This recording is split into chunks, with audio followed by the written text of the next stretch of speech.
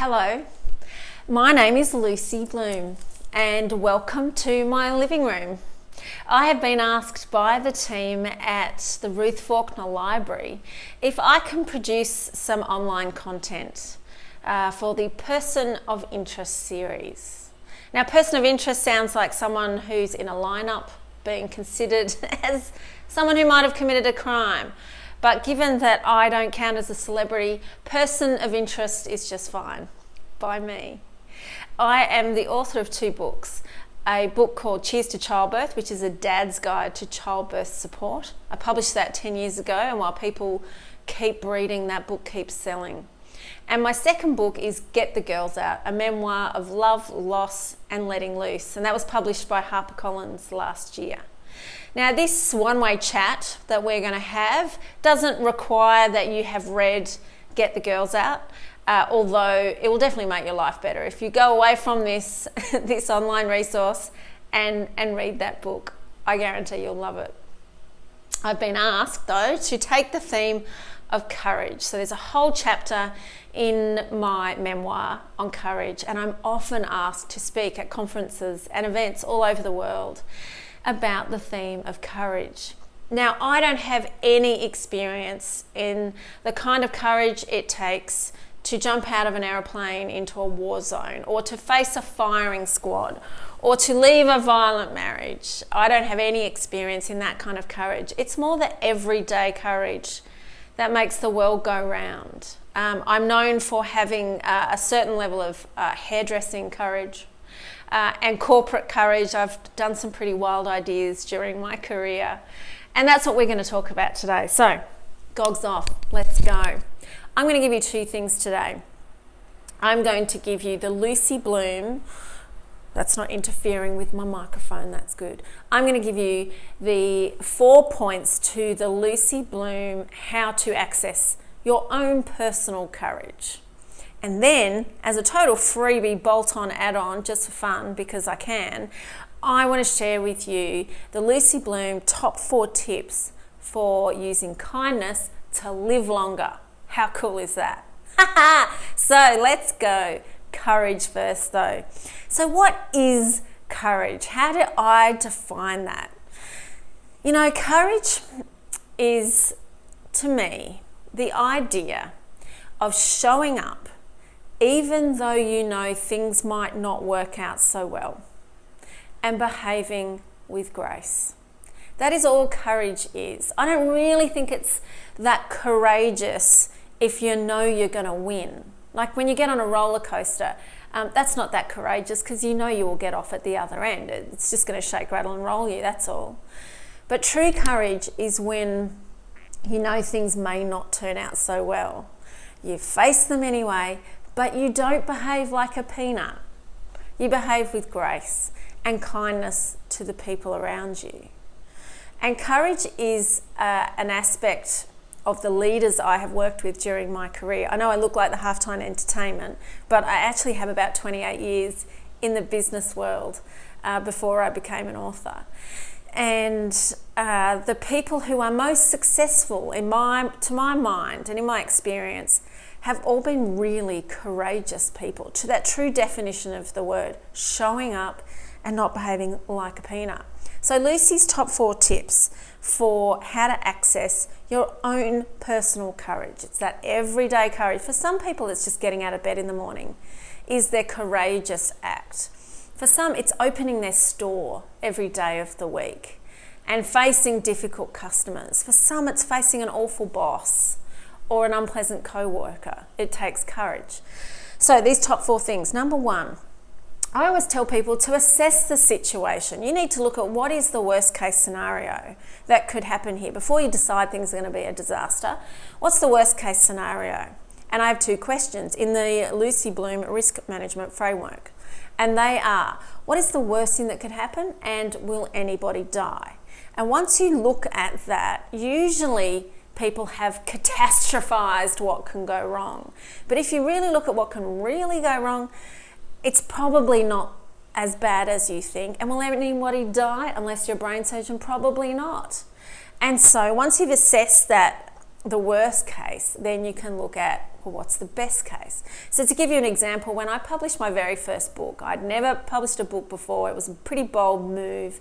And I ran an advertising agency, and we had just lost a major client, major. They represented 80% of our business, which is the way it sometimes works. It's not wise to have all your business in one client, but it's just sometimes how it is.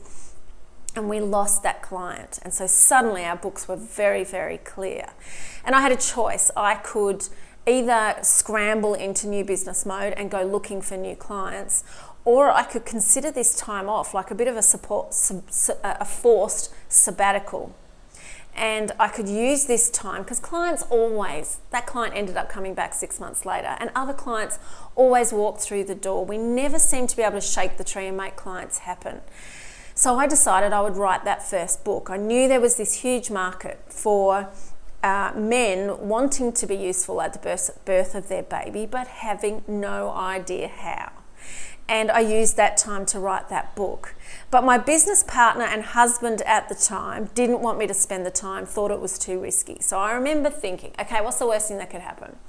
Well, the worst thing would be that we'd blow a stack of cash on printing those books, and that every time I drove home and the garage door opened, I would be greeted with 70 cartons of books, reminding me that I was a loser and a failure. But when I looked at it that way, it's like, well, it's just money, and I can face the cartons of books in the garage, and no one's going to die, so go. That was the risk framework. That's all I needed to assess. But then when you look at what is the best case scenario, what's the best thing that could happen here? You know what? I couldn't actually fathom. I don't think I'm as imaginative as life is amazing. I can't think of some of the crazy crap that happens to me and some of the awesome, amazing stuff that happens. But that book, I just thought it was a cool idea. I hurled myself into it. It took 4 months to write. We launched it for Father's Day. And honestly, that book became an income stream of its own. And for the following 10 years, that book was its own income stream. And it was incredibly successful, far more than I expected. And I've just republished the second edition of that book on its 10th anniversary. And it has just continued to sell. And it's just such a wonderful little business model of its own, this book that fills a need. So imagine if I'd thought, oh no, it's too risky, I need to rush out and find some clients. I would not be standing here talking to you about those clients I managed to find. But that book was a risk worth taking. So when you're looking for courage and you're unsure, have a look at the risk. What's the worst thing that could happen? But you know what? When you assess what is the best thing that could happen, that is so much fun. It's an incredibly creative pursuit too, to think through what is the absolute best case scenario. Now, I learnt this skill when I was 19, my 19th year. I spent a year, a week and a day having 14 reconstructive operations to stick me back together after a motorcycle accident. Now, this was 1993, was my year of convalescence. And this was before the internet. This was before decent daytime television, certainly before smartphones and all the ready entertainment that we have at our fingertips. And it was the most boring year of my life. I nearly died of boredom that year, more than anything. But during that year, I perfected the art of fantasy. I don't know what drove me to do this, but I'm glad I did, because it was looking like I was going to lose my right leg, and that was horrifying. For a 19-year-old, I had the best legs, but for a 19-year-old, I was going to lose my right leg. You know, the Paralympics didn't seem exciting to me then, but now I think, far out, I could have been a Paralympian. So I had all this time to be anxious, time to worry about what could go wrong. And instead, I interrupted my brain and forced my brain to fantasize or think of and imagine, fantasize, imagine, and think of best case scenarios. And I've since done study in neuroscience, and your brain is actually wired to keep you safe and to always look for the dangers and the worst case. Your brain is not wired to go, oh, what could go right? And so that conscious interruption was what I needed. And I use that to this very day. When I'm worried about something, I fantasize about how it could go right, rather than wasting energy and producing all the hormones that make you feel crap, worrying about what could go wrong. So, for example, a night before a really big speech. So the biggest audience I've ever spoken to is 14,000 people. It was in Barcelona, and it was the first time I had ever spoken to a European audience. And so I'm giving my Aussie humour a red hot go with a bunch of Europeans. Very scary. And the night before that speech, I was packing a little bit, and so I fantasised. I lay in that hotel bed in Barcelona, and I thought, this is how it's going to pan out for me. I'm going to finish that speech. They're going to love it. I'm going to get a standing ovation. All these gorgeous, gorgeous Europeans with fabulous skin standing before me, standing ovation. And then George Clooney comes on stage, and he's got one of those big novelty checks for $100,000. And he hands me that check. Such a surprise. Wasn't expecting this enormous bonus for my fabulously received speech. And then it's important that when you're fantasizing about what can go right, that you really explore it. It doesn't end there. You know, I get to meet George, and we get photos, and then I picture myself getting on a Qantas jet with this massive check, and I'm walking through first class with my big check, and then I get to cattle class because that's just realistic. And then I've got to find somewhere to put my big novelty check in the luggage compartment, and you wind up going to sleep feeling kind of delighted. And it's a really creative exercise. You trigger the hormones that make you feel good and that help you sleep.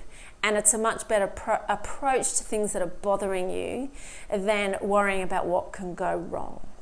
So my number one tip for accessing your own personal courage is to assess what is the worst thing that could happen, and hey, what is the absolute fantastical best case scenario. Trick your brain into thinking positively. You know that even that when you smile, everyone knows it's only 6 muscles to smile, and it's like 400 to frown.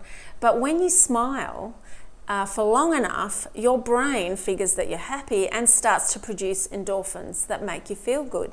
But the kicker is, you don't actually have to be happy. You just have to smile.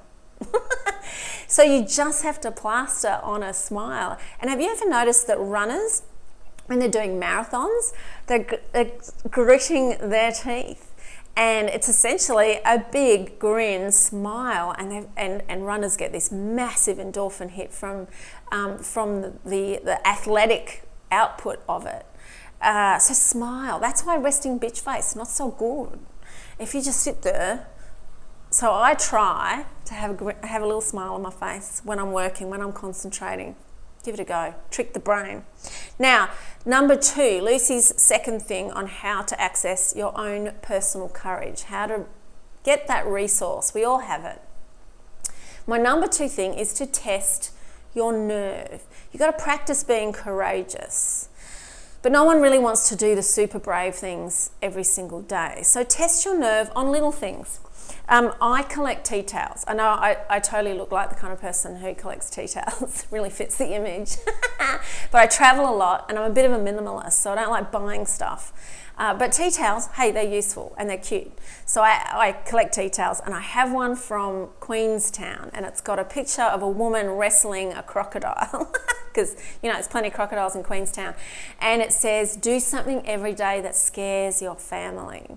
How good is that? It was Eleanor Roosevelt who said, do something every day that scares you. And I only really got that quite recently. It just means push yourself to do the stuff that's stopping you from getting beyond whatever that is. Those things are all roadblocks that stop you doing more awesome things. So test your nerve. I'll give you an example. When I was running my ad agency, way back when, so we're talking 15 years ago, I was desperately afraid of flying. And that is no good for a person like me. Now I spend more time in departure lounges than I do at home. But back then I had built up in my head that flying was horribly dangerous. But as we all know, people who are afraid of flying are just afraid of crashing. It's not the flying that bothers them so much. But I had this client who own stacks of land in far north Queensland, and they said, Lucy, new pocket of land, we'd like you to fly up there and do some aerial footage. Now, this was a long time ago. This was before drones. This was when photographers had to load up cameras with film and go in helicopters to shoot aerial footage. And so I didn't want to look like a goose. And lots of the courageous things I have done in my life have been because I just didn't want my client or whoever's paying me or to think I'm a fool. And that's a perfectly okay reason. But I didn't want her to think I was a fool, so I said, sure, yeah, I can do the aerial footage, no problem. So I fly to Cairns, which is 3 hours of discomfort, land at Cairns Airport, and I just went straight to the heliport. I picked up my hire car, straight to the heliport. And I said to the lady, I need to shoot, so I need to, hire. I didn't even know what to say. Hire a helicopter to take photos. She said, oh, we could do that right now. So there I am. Next thing I know, I'm signing my life away and handing over my credit card to hire this helicopter. And then I'll never forget, I look out the doors of this hangar, and there is the pilot, and he's walking towards the office, and he's got the door of the helicopter in his hand, and he's saying, do you want the door on or off? Because photographers normally want the door off. So I went, okay, we go with the door off. I just thought, just go with the flow. I just kept aiming forward, just keep going. I think that's also one of my tricks, just keep moving forward. So I said yes, sign my life away. I get in this helicopter, I've got my camera. I sit down, and to my horror, the seatbelt isn't even a harness. It's just like a lap sash, like something you get in a Dodgem car. And we take off, and I'll never forget, we both got headphones on. Super noisy in there. Headphones, you've got to push a button to communicate with the pilot, and I'm sitting right behind the pilot, and we took off. And this helicopter it's the most incredible thing. It just lifts. Like there's no momentum. Like a plane goes vroom, and it's lots of rumbling and lots of momentum and noise and rattles, but this thing just takes off quite gently. And I was freaking out, my heart pumping out of my chest, and I pushed a button on my earphones, and I do not know why I said this, but I said, I'm the mother. I had 2 kids at that stage. I said, I'm the mother of 2 kids, and I really need to survive this flight. And the pilot, I will never forget. So we're in far north Queensland, so he's Queenslander through and through. He goes, that's okay, darling. I'm the father of 4, and it's chicken for dinner tonight. How good's that? So, and something about saying that just was really soothing. So, a chicken has been sacrificed. And, the fact that there were 6 kids between us, and I don't know, something was very soothing about how matter of fact my pilot was. So off we went. And it was the most amazing flight. And we flew over these, I would point to an island, and he would just bank the bird towards this island. I'm hanging out of this helicopter, firing like mad. Every time I change roles, I'm like, try not to lose a roll of film. And it's amazing. And then we landed, and I remember walking away from that experience. I shot some of the best photography I have shot my whole career, and I've been to some pretty cool places. 99% of photography is the place you go to shoot, and then there's a little bit of talent at the end. But I shot some of the best stuff because I was willing to test my nerve. I was willing to face a fear and just give it a red hot go. So again, what was the worst thing that could happen? Well, the worst thing is that plane that helicopter could fall out of the sky. But what were the chances of that? Yeah, very, very low. So glad I did that. So test your nerve. Now, after saying that lots of the crazy things I've done have been because I didn't want my client or whoever was paying me not to think I was a goose, my third point is actually don't care what other people think. If you really want to access your courage and your resilience and your get up and go and your just have a go gland, which is in there somewhere, it's really important that you do not care what other people think.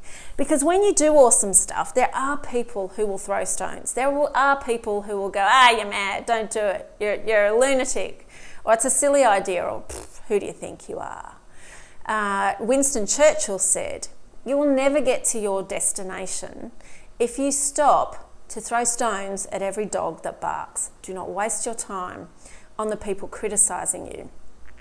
I also heard just recently someone said to me, Lucy, never take criticism from someone you wouldn't take advice from, which I think is so juicy. So just some random in the street, some fool on the internet, don't take criticism unless you would really take their advice. That's great advice.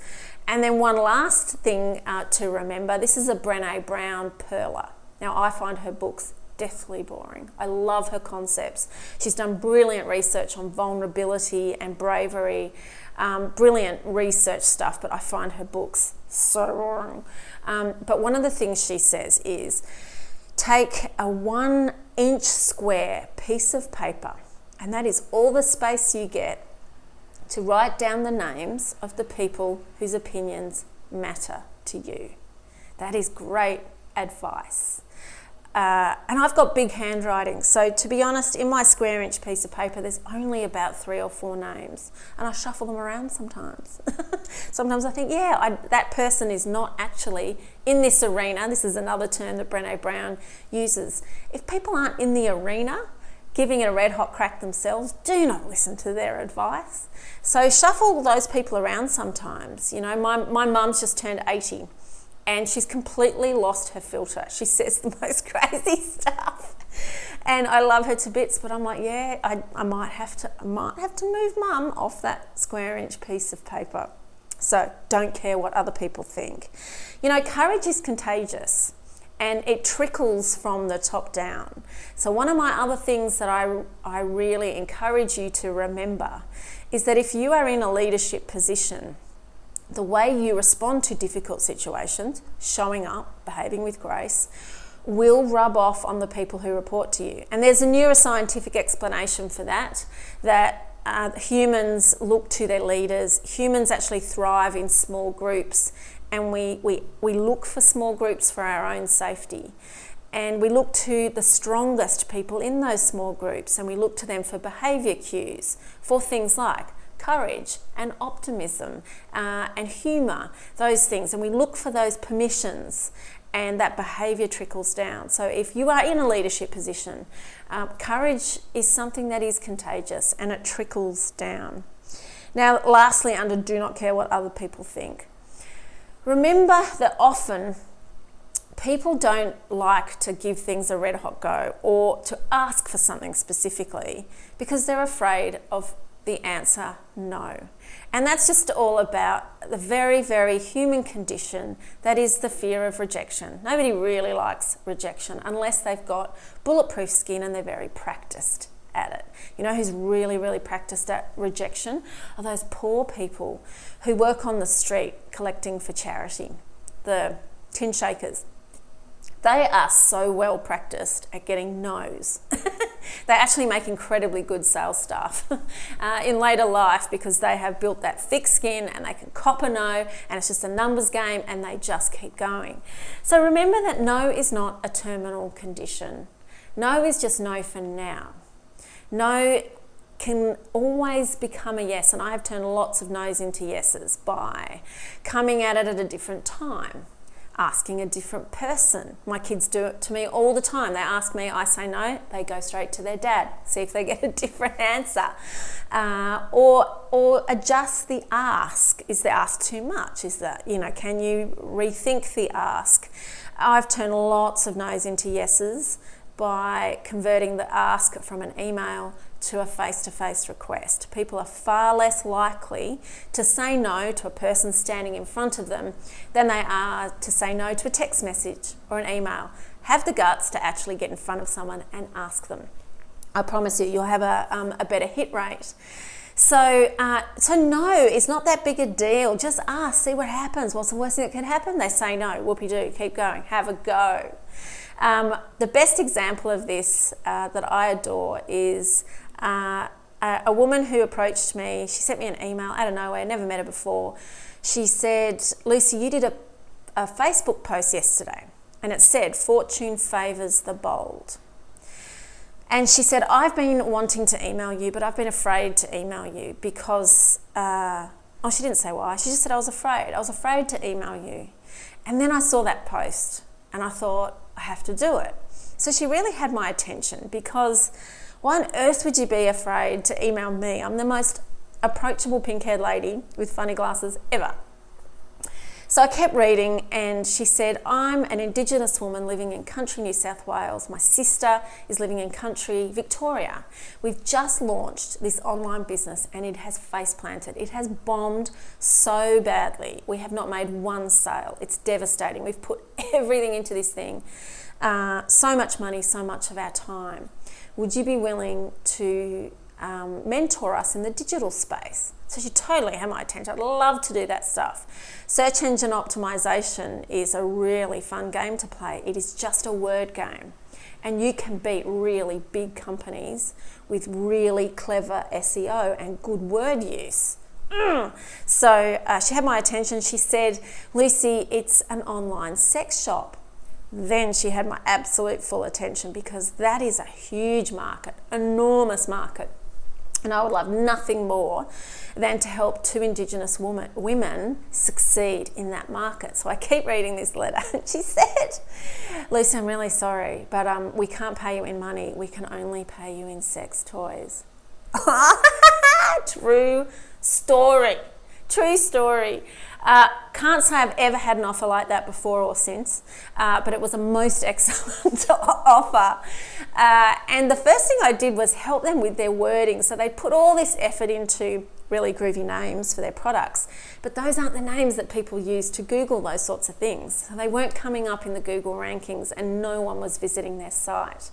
So if that stuff, SEO, interests you, email me at thelucybloom@gmail.com. Email me and I'll send you a link to this. It's a 50-page document and it's really easy to read. It's almost like like a comic layout, and it's a beginner's guide to search engine optimization. And if you read that, you'll know more about SEO than most people. And anyone who runs any kind of online business needs to handle their own SEO. So I can send you that if that interests you. So imagine if she'd been afraid to ask, if she'd been so afraid of no, that she hadn't sent me that email that day. So don't be so afraid of no.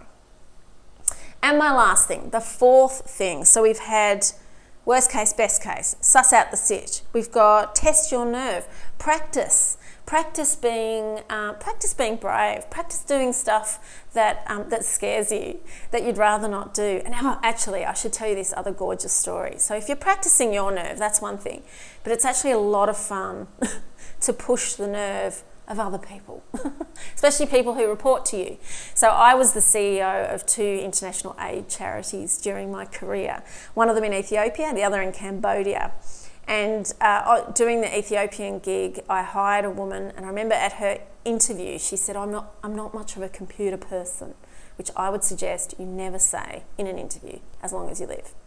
And she, for lack of candidates, she got the job. But I put her in charge of IT. So I learned in Cambodia that you put the person who's the biggest offender of the problem, put them in charge of fixing the problem because they get the mindset, they get the difficulty. And she was brilliant. She was absolutely fantastic at looking after our IT because she learnt it from the ground up and she didn't use IT language, she just used normal language with the team. Then a few months later, I remember overhearing her say to someone else, not me, she said, I'm not much of a runner. And I heard that. And so I sent her to Ethiopia to run against Ethiopians.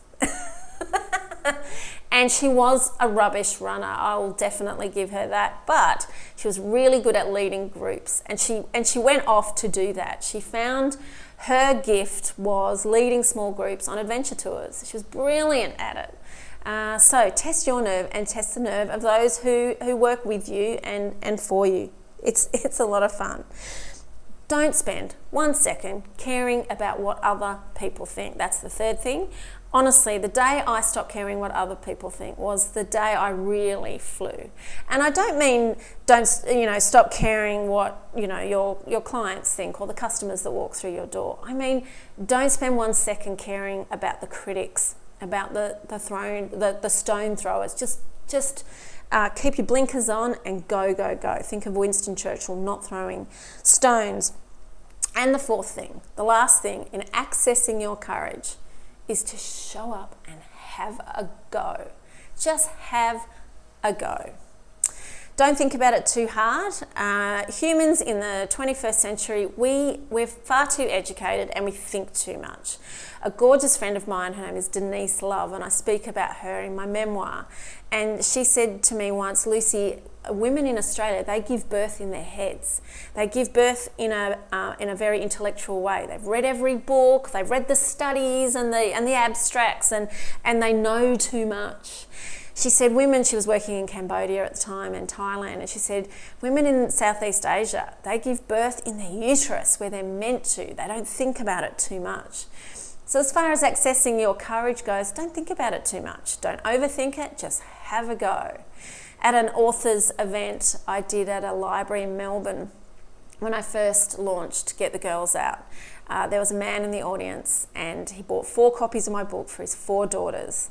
And he said to me, Lucy, if there's one theme that you want my daughters to take from your book, what is that theme? Because there's some big themes in there: courage, kindness, charity, fun, saying yes, all sorts of stuff. And I thought, if I have to give my book one theme, it's about having a go.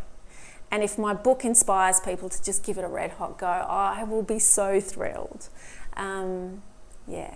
So those 4 things, I had the Lucy Bloom Guide to how to access your courage. Now I'm going to cover kindness for living longer because I can, and because you're still listening. And look, the library might chop this into 2, who knows? But I did a whole stack of reading, and there's a university in America who has a department called the Kindness Institute.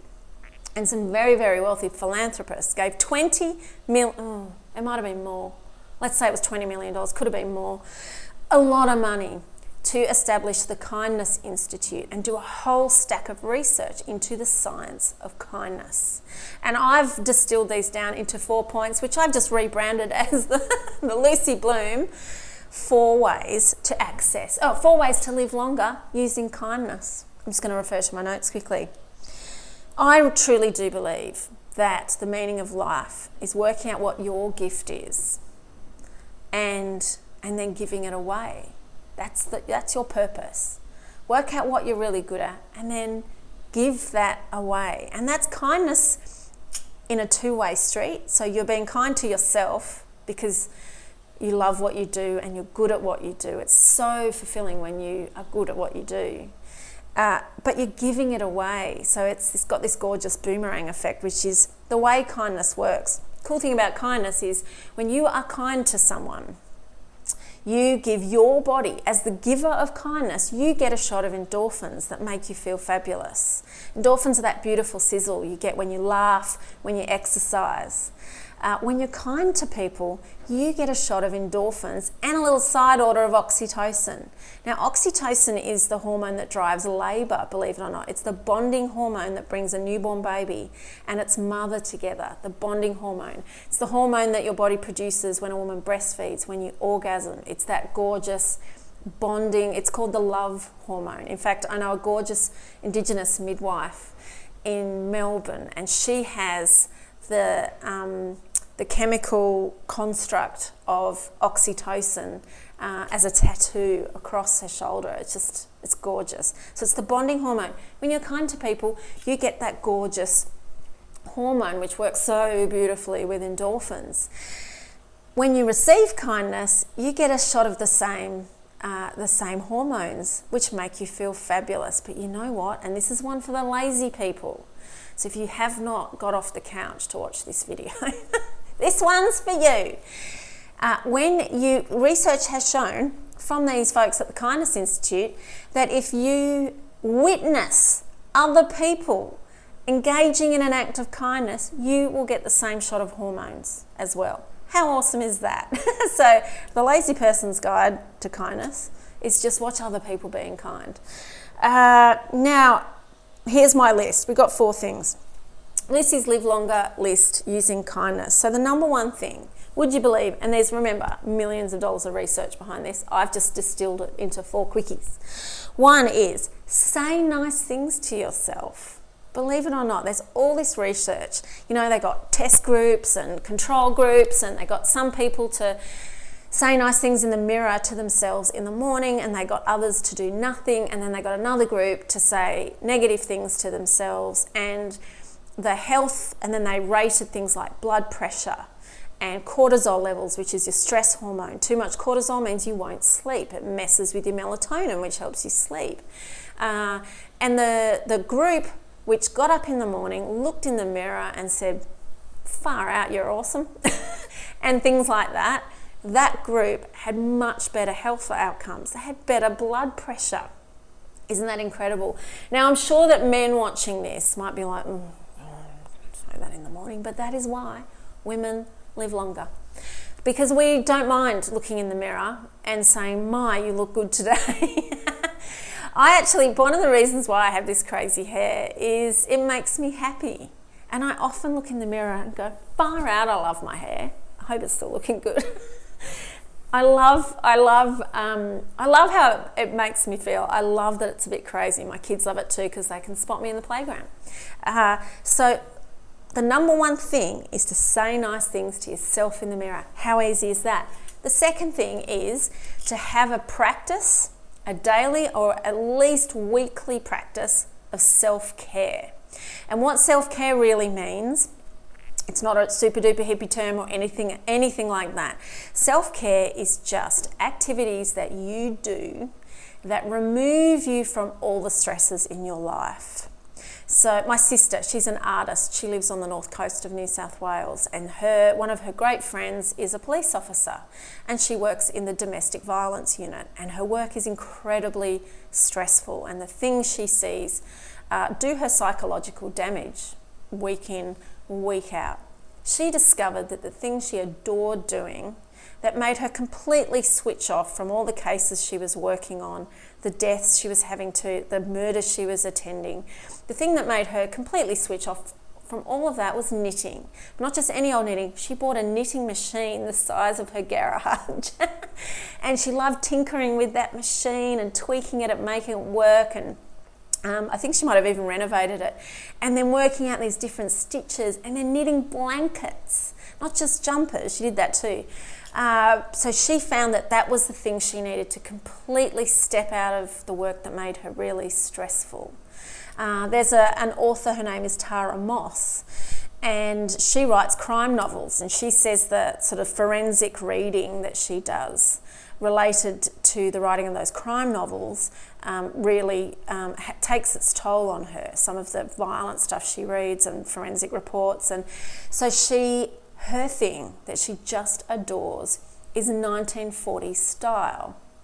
And she does her hair in little curls, and she's a stunner. And every year for the last few years, she has had a party that's all 1940s style, and it's just her thing. So the second thing that the research has found is you need to find what your thing is. What's your self-care? Mine is kayaking. I love it. It's the best $100 piece of plastic I've ever bought in my whole life. Bought it at a store called Anaconda. I reckon I've sold 50 of them because people ask me on the beach all the time, where did you get that gorgeous little thing? It just fits in my car, and I get out on the ocean, and I love it. And I love it because I get out there by myself. My kids can't chase me, although once or twice I put them in an Uber to a beach, 3 beaches up, and then I kayak there, and they Uber there, and then I kayak home again. I love it. That's my self-care. I stand on the beach doing up my life jacket and getting things ready, and I have butterflies. My heart's pounding. I am so happy to be getting out on the water. So work out what your self-care thing is and throw yourself into it. The third thing, you would never think of this, promise. I didn't. I was really surprised when I read the research. The third thing, that will extend your life expectancy is at the end of every single day is to either think through or write down, somehow count in your mind or on a piece of paper, list through the things you did that day that were kind to other people. So some people talk about a gratitude journal, and there's definitely value in that. But I thought this was really interesting, that the research showed that there were significant health improvements in the mental health, the blood pressure, all these wonderful things, with the group of people who every day had a practice of writing down all the things they did that day that were kind to other people. And what it also did was highlighted for them when they did nothing, when they looked back on their diary or thought back on their day and thought, I didn't do a thing. I did not do one act of kindness today. And that propelled them on a little, like, today I'm going to knock on my neighbour's door, or I'm going to get coffees for the rest of the team, or whatever. How cool is that? That's easy to do. And lastly, the last thing that you need to know to extend your life expectancy using kindness is to celebrate your successes. How cool is that? So you decide how big or small those are. But the research shows that when people celebrate success, they release those endorphins. And endorphins work in with oxytocin, and they trigger syntocin and all the feel-good hormones and the melatonin, and you sleep better, and all those things flow on. So you decide how big or small they are and what makes you feel good. I read another interesting piece of research that said that people who aim to do something really big, so they've got a big goal, a big target, and if they tell friends, okay, I'm going to do this thing, they are less likely to achieve that thing. And I thought that was really interesting, because I thought the opposite would be true, that when you tell your friends, that will push you along because people are proud and they want to have achieved what they said they would do. But the opposite is true, that people are less likely to achieve it because they get the gratification early.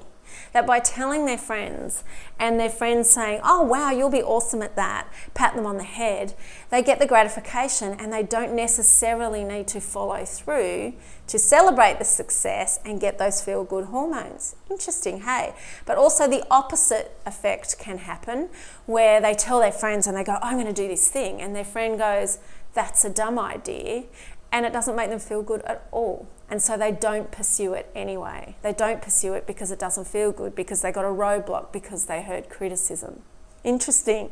Hey, I'm going to leave you with a really cool story, and it's about celebrating success. It's about lots of things, actually, this story. It's about how important it is to have diverse perspectives on any team, any committee, any group of people that you work with. It needs to be diverse, so that you have diversity of perspectives coming into the whatever you're coming up with. I still remember sharing some office space with, it was a co-working space, and I shared this space with a group of 4 boys. They were all 18 white boys, and they were developing an app which tracked a woman's menstrual cycle. Now, that team needed a little bit of diversity. And so if you look around and your team looks just like you, you're going to have to consult diverse perspectives. So this story kind of illustrates that too, but I think it's really a story about celebrating success. So when I was the CEO of the charity that funded a network of hospitals and a midwifery school in Ethiopia, I had a really cool CFO. I've always been good at hiring CFOs. And Alex was my CFO, and I still miss Alex. I used to call him Moneybags. He was such an accountant. All he cared about was the neatness of our numbers and the certainty of cash flow. It used to freak him out that I was like, Alex, the money will come. We will raise the money. Don't worry. But he was just Moneybags, and I made the money come in. And I remember one day, little open plan office, and he said, just out of nowhere, just goes, oh, excuse me, Lucy, we've just hit the $6 million mark. Now, I had created this entity from nothing, and in less than 2 years, we had raised $6 million. It was a really big deal, an amazing goal. It wasn't even a goal, it was beyond our wildest dreams. But that was such a piece of success. And success is to be shared. We had volunteers working their guts out, a little team of 4 who worked incredibly hard. Me, I'd pretty much put my life on the line to pull this thing off, and he just said, oh, we've reached the $6 million mark. I said, Alex, are you kidding me? We should have been telling everyone and leading up to this amazing goal. So I said, okay, the next goal is 7 million, because I knew we would get there quite quickly, and we did. We actually got there very fast, within 6 months. And I said, okay, every single morning, I want you to slap the numbers on my desk so I know how we are tracking. And I want one of those thermometers in the office so I can see it filling up, and I want you to fill in the little blocks so we know how close we are to the $7 million mark. And I said, I'm gonna put a net above your desk, and it's gonna be full of balloons and sparkles, and the day we hit the 7 million, you are gonna pull the chain and flood the office with balloons so we can celebrate that goal. And you know what he said? He goes, oh, I'll do it on a Tuesday because the cleaner comes on a Wednesday. So how's that for different styles? Diversity of perspectives, hey? And a very, very different attitude to celebrating success. But it is good for your health. It is kind to you. You've achieved something really great. And look, that was a big goal. You can always chop up goals into smaller things and celebrate them, pew, as you go. I have a to-do list on my computer. It's just called To Do. It's made by Microsoft, but it makes the most gorgeous cha-ching noise when I tick something off my list, and that makes me feel good. And I was reading, believe it or not, you get a shot of dopamine, which is your like reward hormone, makes you feel good that you've achieved something. So if necessary, celebrating success can be as simple as your gorgeous to-do list. So I have had an absolute pleasure sharing some of my ideas with you. I'm absolutely sure that you will love Get the Girls Out, a memoir of love, loss and letting loose. The library will have it for sure. If not Audible, you can listen to it while you go for a walk. I'm walking 5Ks a day. Join me. Walk 5Ks a day and listen to that book, and connect with me. My website is thelucybloom.com, and if you go there you can find what social media platforms I'm on and we can connect. Enjoy. Thank you.